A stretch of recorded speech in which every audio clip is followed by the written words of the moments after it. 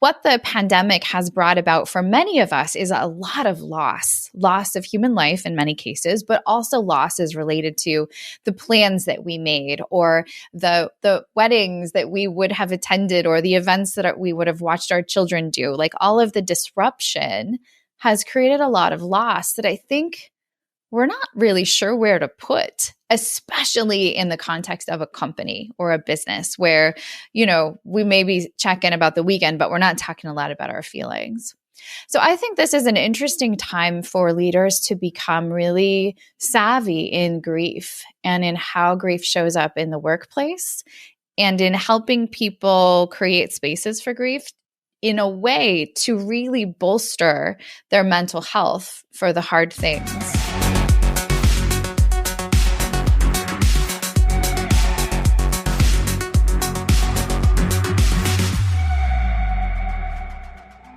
Welcome to another episode of the Leading to Fulfillment podcast, where everything we talk about is meant to encourage people-first leaders, empower individuals to achieve fulfillment, and help your organizations become places people love to work.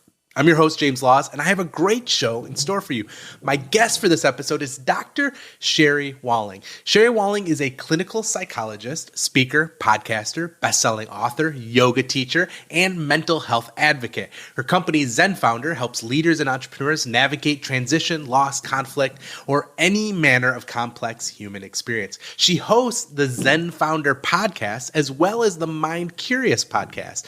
She is the author of The Entrepreneur's Guide to Keeping Your Shit Together, and has a new book coming out soon entitled Touching Two Worlds. In my conversation with Sherry, we discuss a psychological perspective on fulfillment and its cost, dealing with loss and the complexity of grief in transformation, practical tools and ways to navigate transitions, and Sherry's new book, Touching Two Worlds, and how she has navigated loss and purpose together. Before we dive into my conversation with Sherry, I would like to invite you to subscribe to the Leading to Fulfillment podcast in your favorite podcast tool. We're on Apple, Google Podcasts, Spotify, as well as most every other place, and YouTube. You can also head on over to circles.com, that's circles with two I's, and subscribe to our newsletter, where we'll let you know of each new episode as it becomes available, as well as send you original and curated content on leadership, managing teams, and finding fulfillment. Now, on to my conversation with Dr. Sherry Walling. Sherry, welcome to the Leading to Fulfillment podcast. Thank you so much for agreeing to be my guest. It is such a delight to have a conversation with you, James. Thanks for inviting me. It's been a journey, and I realize that as far as like the Leading to Fulfillment podcast, it's going to take us several episodes, if not dozens of episodes, for us to find our voice, to find our personality, to find our niche and how we kind of fit into it. So I realized like these first few episodes, I don't actually know what Leading to Fulfillment podcast is going to be. You probably better than anyone can speak to that. You just celebrated a big landmark for your own podcast, if I remember correctly, 300 episodes for Zen Founder. Could you let everyone know a little bit about your show, what it's about, and your journey? Yeah. So Zen Founder is a podcast that is dedicated to conversations about mental health among entrepreneurs. And we have a pretty broad conceptualization of what mental health means, which means we talk about relationships, we talk about productivity and focus, and then we talk about some of those more traditional mental health topics like depression, burnout, substance use. We also talk a lot about relationships because that's a huge driver of mental health. So 300 episodes in, we still have a lot to talk about. That is awesome. It's a great podcast. For any of my listeners who have not heard of it, we will link to it, of course, and you should definitely check it out. There's a lot of good stuff. I remember, it's funny, a few years ago, you did actually a conference, a seminar for couples, for entrepreneurial couples that I was able to be a part of. It was an awesome experience. I still always remember this one awkward, there was a part of the session, speaking of mental health and exploring new territory and all of these things. There was we had this one session of couples yoga. that we did. It like was a surprise. Like nobody came to the event to do yoga. Yeah, I totally forgot my yoga pants. They were not in my suitcase. And it was definitely an experience. I remember you saying like, so what was the experience like? How did you feel? And I went, I felt gross. Like I just felt so uncomfortable. I don't think that would be any different today, but I did appreciate the experience and experiencing something new. That is not the endorsement I want from my next event. How did you feel, James, coming to this event with your wife? I felt gross. No. All right. So that 30 minutes, I felt a little gross. The rest of it was amazing. We had such a good time, such great conversation. And I will say, while my body is not currently built for yoga, although I'm working on it, I am working on my health and trying to get back into shape and in a better shape than I am in now. It was a cool experience. It was definitely it was interesting. And I can say, ultimately, looking back upon it, it was fun to do something outside of my comfort zone and share an experience with my wife and many other entrepreneurs in the moment. So it was fun. Sometimes we say that nothing brings couples together like an awkward experience or like someone to hate. And I was like, okay, well, we're creating memories. Surprise! Create a common foe. I like it. It was a fun experience, and it was a lot of fun. And in that process, I think going through that, I started to realize in conversations that I had, and I think that was probably even one of the beginning parts of my own journey towards saying, really, what am I looking for in my journey with my spouse, with my family? And what am I looking for in my journey as an entrepreneur, as a business owner, as a leader? What does fulfillment ultimately look like for me? And I wonder, I am not a psychologist. I am a person who's built a small business who has some ideas on fulfillment. I'm curious, when you think of fulfillment, and as you talk to so many different people, both on your podcast and in other professional contexts, how do you define fulfillment, and how do you think about fulfillment in your life? Well, I think my discipline as a clinical psychologist would have a lot to say about it. And probably the lowest hanging fruit is Maslow's hierarchy of needs. And this sense of being at the top of the hierarchy, having basic needs met, that allows people to then dive into more existential experiences of meaning and of being able to contribute.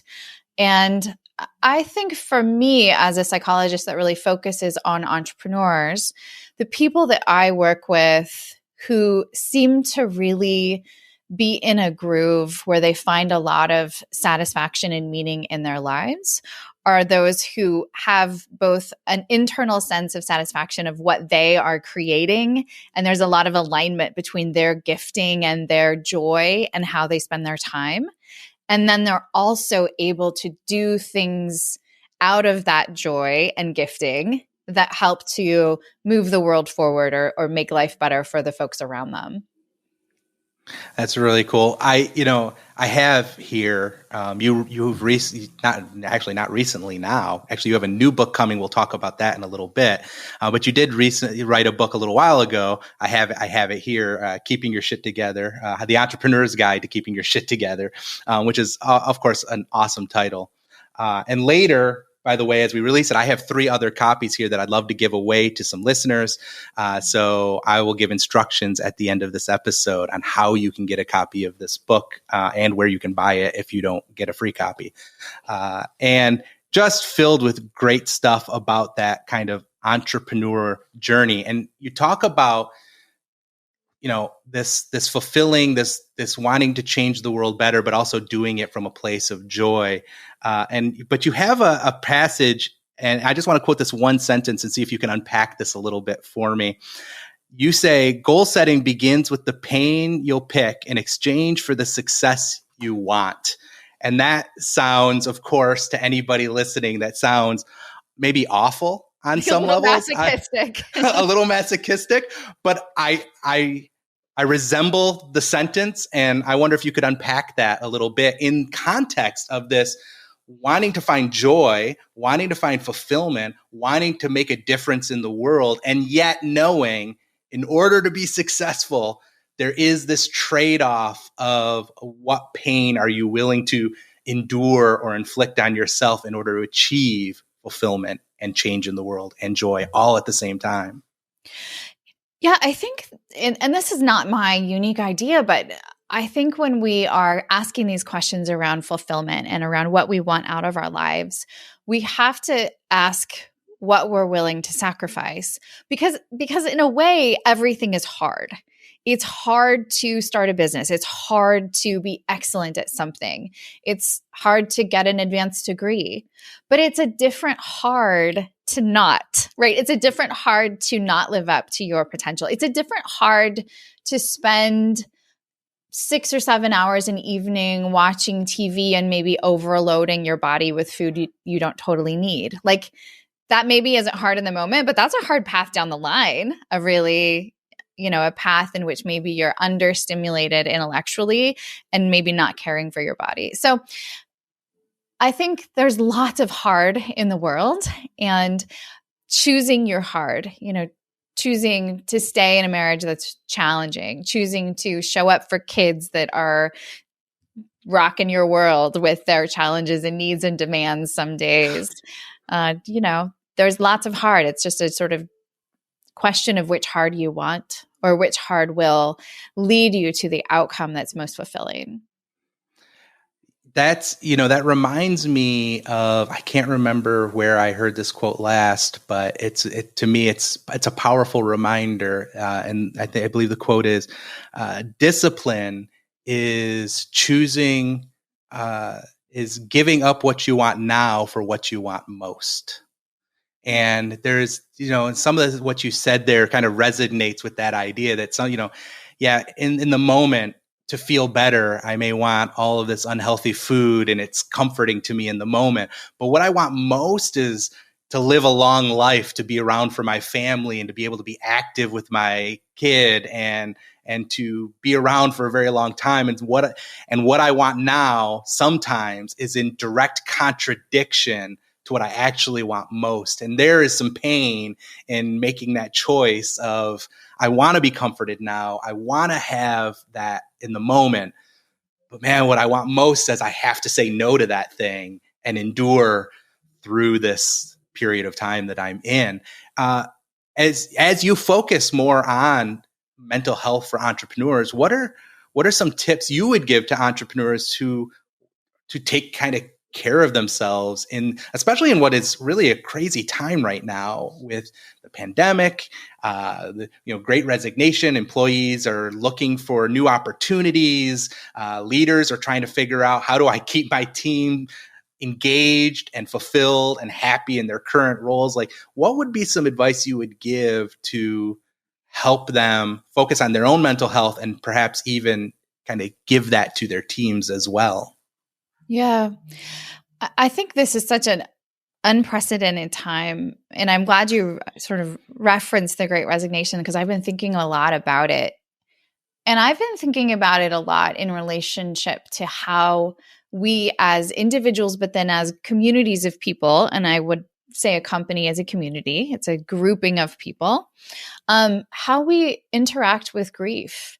Because I think for a lot of us, grief is this sort of unknown, unpracticed emotional experience that we associate with death, which is, of course, correct, but also has all of these other implications. So what the pandemic has brought about for many of us is a lot of loss of human life in many cases, but also losses related to the plans that we made or the weddings that we would have attended or the events that we would have watched our children do. Like all of the disruption has created a lot of loss that I think we're not really sure where to put, especially in the context of a company or a business where, we maybe check in about the weekend, but we're not talking a lot about our feelings. So I think this is an interesting time for leaders to become really savvy in grief and in how grief shows up in the workplace and in helping people create spaces for grief in a way to really bolster their mental health for the hard things. Yeah. I think I remember we did a mastermind for a while that we were on a call together, and it was during a period of time when I was going through, my brother had just had a stroke not long after my father passed away. And I was dealing with a lot of that. And I kind of confessed that I don't know that I let my emotions come to the surface all that much. I let emotions come to the surface, which is weird. I will weep at a TV show. I will shed a tear at a commercial. My son just finished his basketball season for second grade, and the coach was giving the parents and the team kind of a pep talk, and he started to cry, which means I started to cry. And like, I have that moment, but when it comes to my own like feelings, I never tend to not, apparently my body does not let them surface, and like it all happens inside me physically. Yeah. And I go through that, and it makes me kind of think about one of the things that I think about as I think about something that you said about this idea of grief and loss is that right now the season we're in is a season of change and disruption, and we don't know what's going on. And one of the things I heard once is like that people don't fear change. What they struggle with is transition, because all transition comes with loss. I have lost something, and yes, something new may be on the horizon, but I need to have time to grieve that which I've lost in order to properly transition and accept change and to move on to that next phase. What are your thoughts on that idea of that transition and how we manage that? Oh, I love it. I mean, I think that's exactly what we're talking about is transformation, right? Things are changing in culture. Things are changing in the nature of work. Things are changing in what is needed for leaders to lead, whether that's in distributed teams or just in this sort of post Great Resignation work economy. But the thing about transformation and change is it takes time, right? There's that like caterpillar goes into the cocoon and then comes out the other side. And for most of us, and I'll just speak to maybe you and I, we're kind of like high performers. Like, what's next? What am I doing? What's we're movers and shakers. And the downside of that for mental health is there's not the pause.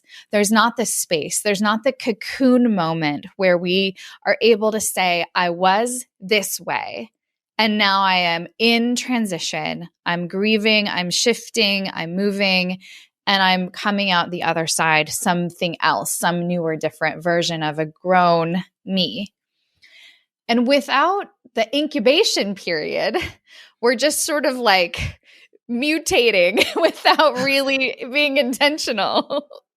I love the caterpillar analogy, because when you think even like the science behind the metamorphosis, right?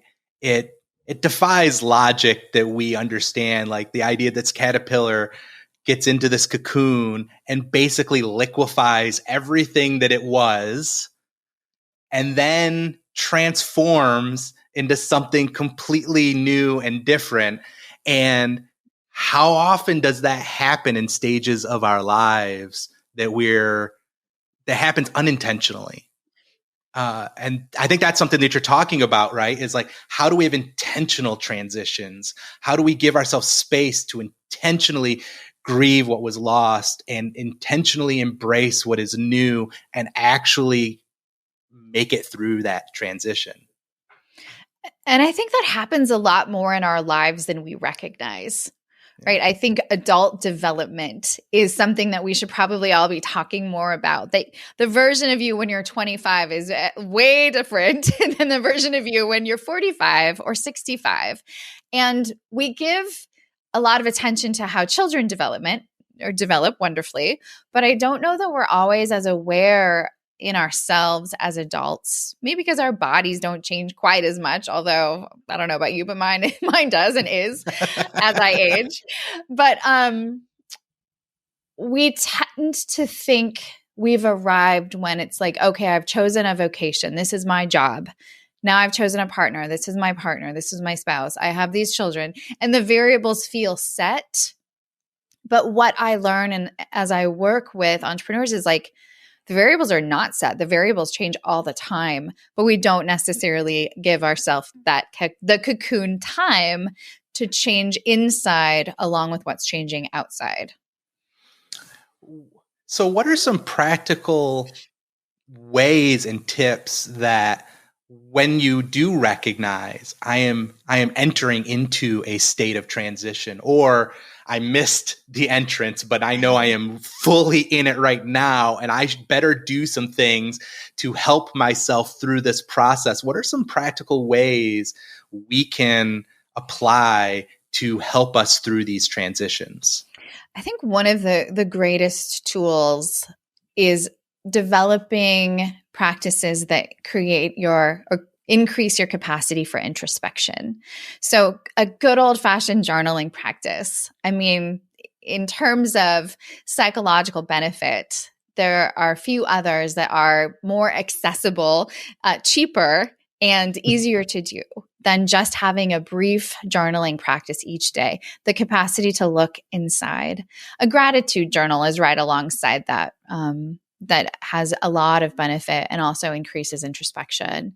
Being in some kind of introspective or thoughtful community, sometimes that's a church group, sometimes it's a mastermind, sometimes it's, a group of guys that you get together with a couple of times a year, but people who are asking you thoughtful questions and are inviting thoughtful questions from you, that's incredibly powerful.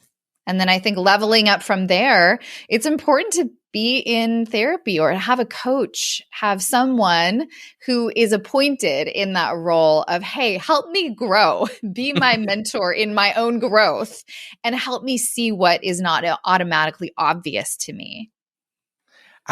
Before the pandemic, I was regularly seeing a therapist, and it was an awesome experience. So I highly recommend that. Yes, if you are listening and you are on the fence of whether or not, well, like, why should I go? Well, listen, I went, and it's funny because I filled out their questionnaire to kind of preparation. They want to know like why you want to see them and what's your reasoning.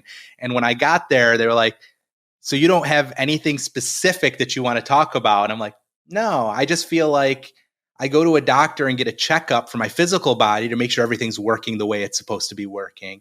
I don't see why my mental health would be any different. And I think let's just have some conversations and see where they go. And I have, it's funny because not one moment did I leave one of those sessions thinking, oh, that person unlocked some, gave me some great deal of wisdom. What I've end up always happened is as a good therapist, they asked the right questions that I walked out going, oh, I gave myself a big piece of wisdom that I didn't even know was in me until the right questions were asked, and I talked it out and I expressed what I was feeling and I got it out there. And I'm like, there it is, right? The wisdom actually came within me the whole time. I just needed somebody, like you said, to ask thoughtful questions about how I see the world and why I navigate the things the way that I do. And I discovered some things about myself. So yes, I 100% encourage that.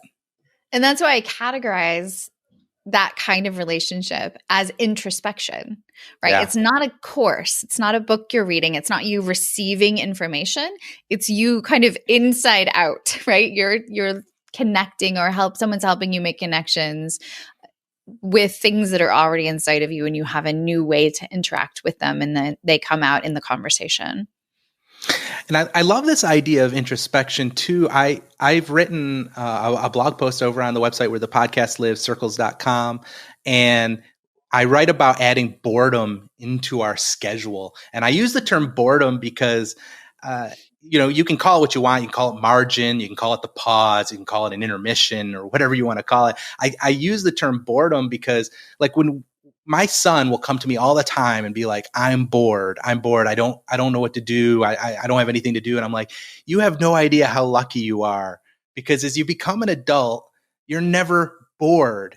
unless you schedule boredom into your schedule and protect it and give yourself time for that, boredom is not something that comes natural. Introspection and times of pause is not something that comes natural to us as adults, because especially high achievers who are always on the go, got to do the next thing, got to build the next thing. And so building time for boredom and time to not have an agenda of thought and just let it process. And you may call that meditation, right? Like just spending that time of just letting that free form thought come through and noting it and, letting it pass through and take on the next thought. And if you want, chase the thought, and that's okay until the thought runs away from you and it's out of your grasp, then go to the next thought. And having that time and scheduling it, I love that. Introspection is something I have added over the years to my own life. But I have to schedule it because life is busy and everyone's trying to take my time. So I love that introspection. Schedule it in. That's the thing, right? Put it on the calendar. Yeah. That nod toward time, I think, is so important and worth just reiterating. Like in the book that you mentioned, The Entrepreneur's Guide to Keeping Your Shit Together, one of the things that I really learned as I interviewed a lot of successful entrepreneurs is that they were folks who, as children and in their early life, had a lot of time to tinker, like to explore their own thoughts, to create worlds in their mind. And I think that's a huge driver of creativity. And it might be surprising, but also of productivity, because you are honing your ability to solve problems and think in novel ways when you are allowing unstructured, you could call it play, you could call it boredom, but not outcome-oriented thinking time. Yeah, I think you're right. I think I can't remember the exact quote, but it's basically like, if I know I have an important job that's going to take me 2 hours, I spend 3/4 of that time planning. Like I just spent the time thinking about it and spending time in the thought process, because it does make you more productive. You are actually about to release a new book called Touching Two Worlds. Can you tell us a little bit about that? Yeah. So Touching Two Worlds is, it's like a project deep from my heart, but it's part memoir and part my functioning as a psychologist around topics of grief and loss. So the memoir component is, we both share the similar experience of having lost fathers relatively recently.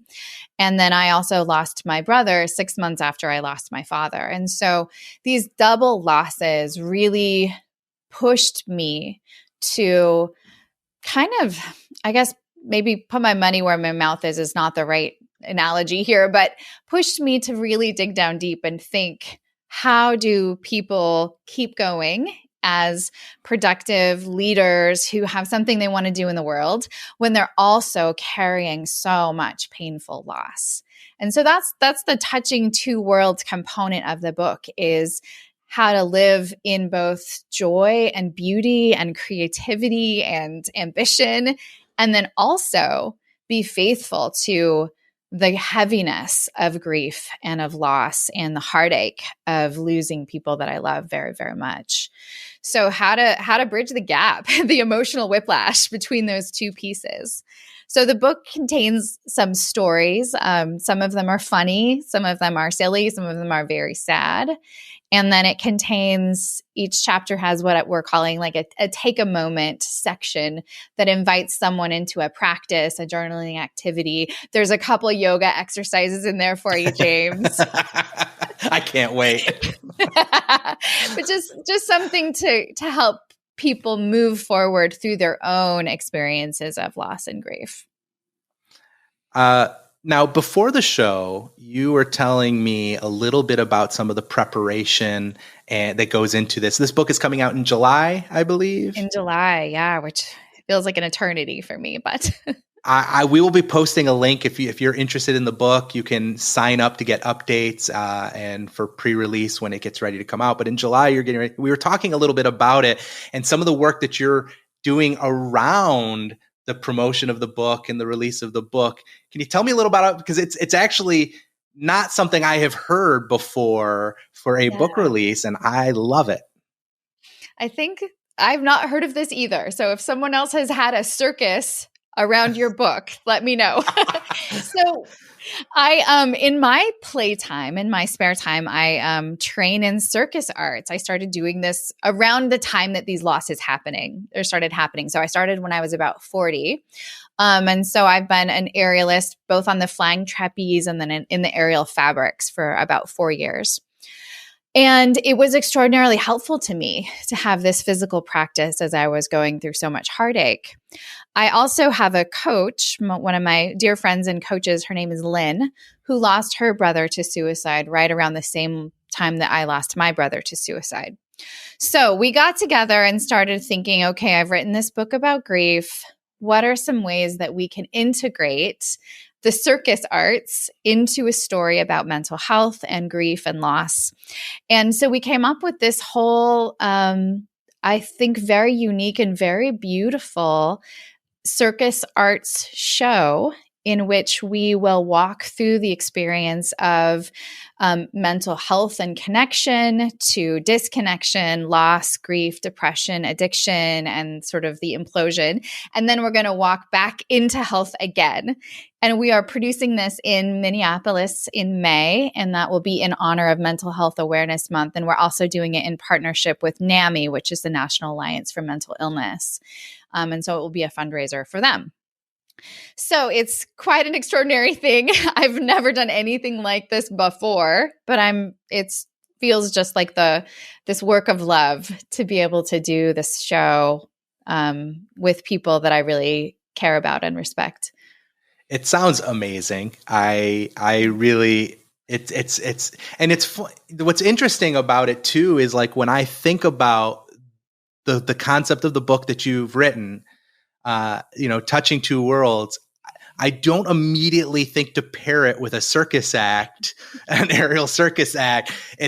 But then again, I've been to plenty of very moving and heart-wrenching Cirque du Soleil type performances. So I do get the connection. But I guess I just never known anyone to go to put that together. And I think it's going to be a beautiful thing. I'm looking forward to hearing more about that as we get closer. That's really cool. But I have to ask, you mentioned that you started this, which I think is an amazing statement on its own, right?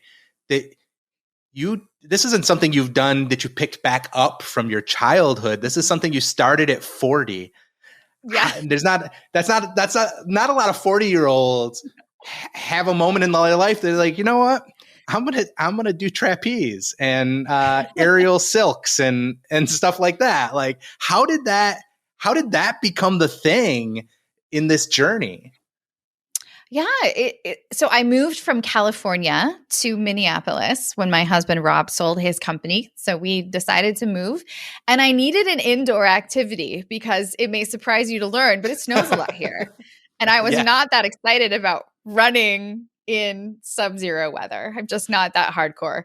So anyway, I needed some kind of physical outlet. And I had always been I'd been a yoga practitioner and had been teaching yoga. So I ended up in an aerial yoga class, which is using a fabric to sort of help support you in different yoga positions. And I thought that was cool and fun. And I realized that Minneapolis, where I now live, and St. Paul, the Twin Cities, have a long tradition of circus. So there's a circus training school here, which trains Cirque du Soleil athletes. And so there's a lot of circus around. So it just ended up being a thing that I got a little obsessed with. And although I don't have a background in dance or gymnastics, I have a background as a runner, and I'm just naturally pretty strong. And so it really worked for my body, and it has been a really fun outlet because it's both athletic and artistic. And I think I needed the combination of the two during the season of my life. So I just got lucky that it was available to me when I most needed it. I will say I'm not the only person I know that started sort of later in life. So for those of you who are thinking, my days as a circus athlete or a martial arts athlete are done, I might challenge you to rethink those. I did recently do a flying trapeze class with my friend who was celebrating her 70th birthday, 70, and she was fabulous on the flying trapeze. Well, I will say I do find it extremely challenging and encouraging to see you take on something that I would never in a million years dream of. First of all, I'm afraid of heights. But to see you kind of take on and not just dabble with it, but really dive into it and embrace it as a part of who you are. I find that, granted, as long as I have known you, you have always been in better shape than me. But still, I think it's really cool and encouraging to see. All right. I think to anybody who's on that kind of midlife transition of their life can look at that and go, my best days don't have to be behind me.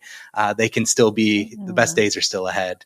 And that's, I think, a super encouraging thing. And I would my last question as we kind of wrap up is, how has that been, thinking of your professional life, and this is more of your personal and private endeavor, or I guess not private, it's anybody can see it, but a personal part of your life. How does that Instagram, they can see it all. How has that been on your journey towards fulfillment? How has that played a piece, this new, fairly important part of your life, and played a part in your kind of seeking out fulfillment for yourself? It's pretty deeply integrated. And in the process of getting ready for this book launch, I recently was interviewing PR firms. I didn't choose one, but anyway, I was going down this road. And so they would look at my social media and online presence, and almost all of them were like, okay, if you're going to be taken seriously as an author and as a professional, you need to get rid of all of this circus crap on your Instagram.